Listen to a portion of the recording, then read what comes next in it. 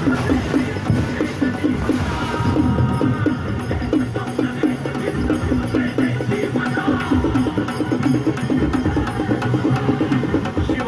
उद्धव बाळासाहेब ठाकरे यांचं चिन्ह मशालच निवडा.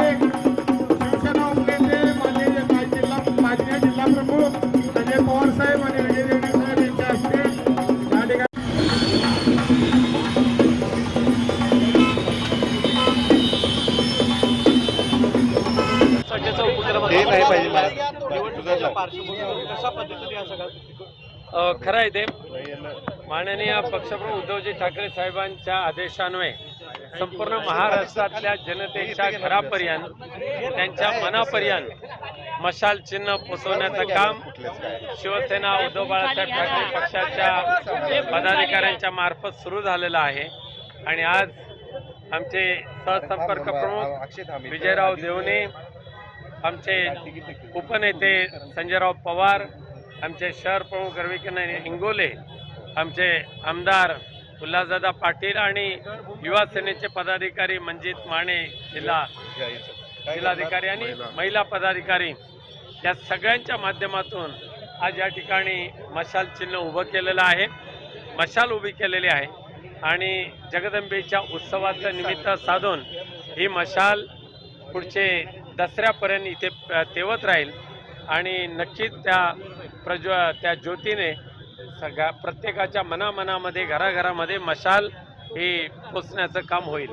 विनायक राऊत सर, तुमच्या स्थानिक पदाधिकाऱ्यांनी कोल्हापुरातल्या मागणी केली आहे की कोल्हापूर उत्तर विधानसभा आमच्याकडे यावी, परंतु भव्यामध्ये आता तिथं स्टँडिंग आमदार जो आहे तो काँग्रेसचा आहे. मग हा प्रश्न कशा पद्धतीने तुम्ही सोडवणार? खरं म्हणजे कोल्हापूर उत्तरमधील आमच्या पदाधिकाऱ्यांची मागणी अत्यंत योग्य आहे. मागच्या अनेक वर्षापासून उत्तरमध्ये माननीय पक्षप्रमुख उद्धवजी ठाकरे साहेबांच्या नेतृत्वाखाली आपला आमदार निवडून आलेला आहे. मागच्या विधानसभेच्या पोटनिवडणुकीच्या वेळेला सुद्धा काँग्रेसचे माननीय नेते आणि उद्धवजी यांच्यामध्ये झालेल्या चर्चेप्रमाणे उत्तर यावेळेला शिवसेना उद्धव बाळासाहेब ठाकरे पक्षाला मिळेल असा शब्द काँग्रेसच्या मान्यवर नेत्या महोदयांनी दिला होता. आणि त्या अनुषंगाने तो शब्द ते पुरा करतील असं मला 100% खात्री आहे. आणि आघाडीचाच उमेदवार म्हणून शिवसेनेची मशाल उत्तरमध्ये फडकेल आणि जिंकून येईल. राधानगरीचा विषय आहे, शिरोळचा देखील विषय आहे, काय निर्णय झालेला आहे? राधानगरी, कोल्हापूर उत्तर, शिरोळ, त्याचबरोबर शाहूवाडी ह्या ह्या मतदारसंघावर शिवसेना उद्धव बाळासाहेब ठाकरे या पक्षाचा हक्क आहे आणि तो हक्क मिळावा ही मागणी आमचे मान्यवर नेते मंडळी तिथे करतायत. हातकणंगलेमध्ये सुद्धा आणि चंदगडमध्ये सुद्धा शिवसेनेचे मातब्बर उमेदवार आहेत शिवसेना उद्धव बाळासाहेब ठाकरे पक्षाचे, आणि त्यामुळे ते मतदारसंघ सुद्धा सोडावेत अशी मागणी आम्ही केलेली आहे. पण स्टँडिंग आमदारांना, विद्यमान आमदारांना पुन्हा एकदा उमेदवारी द्यावी असा कल जो आहे तो मवियामध्ये असताना तुम्ही कोल्हापूर उत्तरमध्ये दावा ठोकताय. अपवादात्मक परिस्थितीमध्ये तसा बदल लोकसभेच्या निवडणुकीच्या वेळेला झाला होता. कोल्हापुरी शिवसेनेची जागा होती, अमरावती शिवसेनेची जागा होती, रामटेक शिवसेनेची जागा होती, ती आम्ही काँग्रेसला दिली. विधानसभेमध्ये सुद्धा तशा पद्धतीचे अपवादात्मक बदल करायला काय हरकत नाही. निष्ठावंत शिवसैनिक की निवडून येण्याची कॅपॅसिटी कुठला क्रायटेरिया आता इथं ठरणार आहे? क्रायटेरिया आता मी इथे नाही सांगत तुम्हाला, पण निष्ठावंत शिवसैनिकच निवडून आला आमदार म्हणून तर तो आनंद आम्हाला खूपच मोठा आहे. मराठी भाषेला गद्दारांना तर धडा शिकवावाच लागेल. त्या महाराष्ट्राला दुर्दैवाने गद्दारीचा जो शाप लागला आहे तो पुसून टाकण्याचं काम या विधानसभेच्या निवडणुकीमध्ये निष्ठावंत कार्यकर्ते महाराष्ट्रातली जनता करेल. आरक्षणाची जी 50% मर्यादा आहे ती आता वाढवून 75% करावी अशी शरद पवारांनी केली आणि त्याच्यासाठी आम्ही पाठिंबा देऊ. केंद्र सरकारने यासाठी प्रयत्न केला पाहिजे असं त्यांचं म्हणणं आहे. शरद पवार साहेबांची मागणी योग्य आहे असं आमचं सर्वांचं मत आहे. आम्ही सुद्धा लोकसभेमध्ये संसदेमध्ये असताना आत्ताची मर्यादेची जी संख्या आहे ती टक्केवारी वाढवा ही मागणी केलेली आहे. तो पूर्ण अधिकार संसदेचा आहे. देशातल्या अनेक राज्यातल्या अनेक जातींना आरक्षणाचा फायदा मिळावा म्हणून संसदेच्या प्रत्येक अधिवेशनामध्ये बिले येतात. परंतु महाराष्ट्रातला मराठा समाज असेल, धनगर समाज असेल, अन्य आरक्षणासाठी जे लोक रस्त्यावर उतरतात त्यांचा प्रश्न असेल, यांच्याबाबत मुळीच आस्था केंद्र सरकार दाखवत नाही म्हणून महाराष्ट्र पेटतोय. आता हर्षवर्धन पाटलांनी देखील आता दर्जा देण्याचा जो निर्णय आहे तो कुठेतरी राजकीय दृष्टिकोनातून घेतलेला आहे.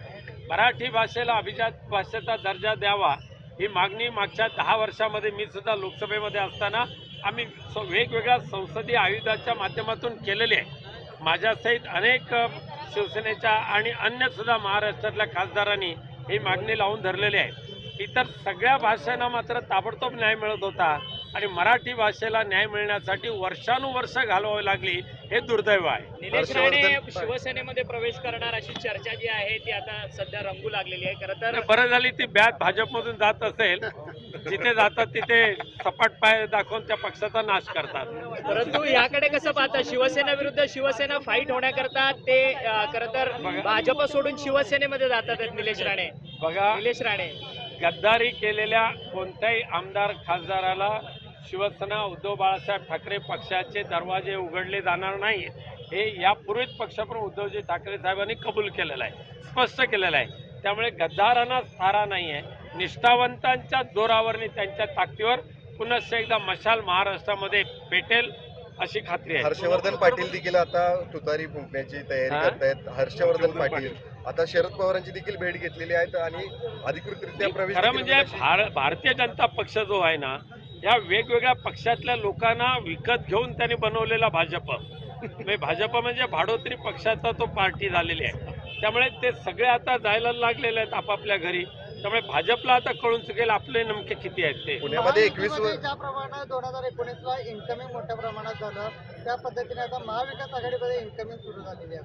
महाविकास आघाडीमध्ये इन्कमिंग आहेत, पण शिवसेना उद्धव बाळासाहेब ठाकरे या पक्षामध्ये सुद्धा खूप मोठ्या प्रमाणात इन्कमिंग आहे, पण गद्दारांना इन्कमिंग कायमची बंद. धन्यवाद. 21 अनेक दिवस फरारी होता, मात्र तो संत समावेश खरं कार्यक्रम म्हणजे भारतीय जनता पक्ष आणि शिंदे सरकारची नीतीच आहे की भ्रष्टाचारांना, अपराध्यांना पाठीशी घालणं आणि निरपराध लोकांना भरडून टाकणं ही त्यांची नीती आहे. त्यामुळे हे गद्दारांचा आणि बेईमान लोकांचा, गुन्हेगारी लोकांचा तो भाजप पक्ष झालेला आहे. पुण्यातल्या 21 वर्षीय मुलीवरती सामूहिक बलात्कार करण्याची दररोज वर्तमानपत्र उघडा, दररोज टीव्ही चॅनल चालू करा. शाळकरी विद्यार्थिनीवर लैंगिक अत्याचार आणि हत्या, महिलांवर लैंगिक अत्याचार आणि हत्या, परंतु आरोपी मोकाट सुटलेले आहेत.